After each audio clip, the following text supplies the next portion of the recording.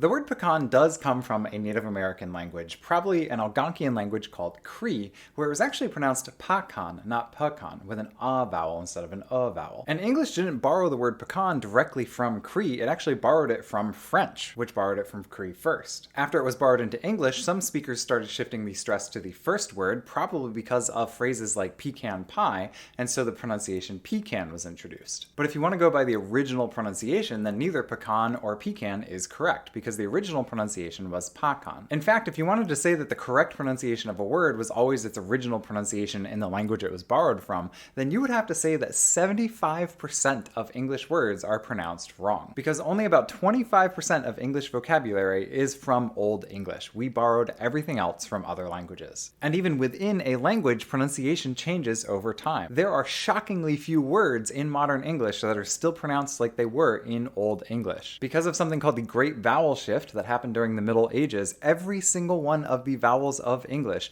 changed how it was pronounced. For example, the word foot used to be pronounced faute, which is why it's spelled that way, and house used to be pronounced hoose. So the historical or original pronunciation of a word simply isn't a good criterion for determining the correct pronunciation of a word. The fact is, pronunciations are social conventions, and they vary by demographic and over time. There really is no such thing as a correct pronunciation of a word.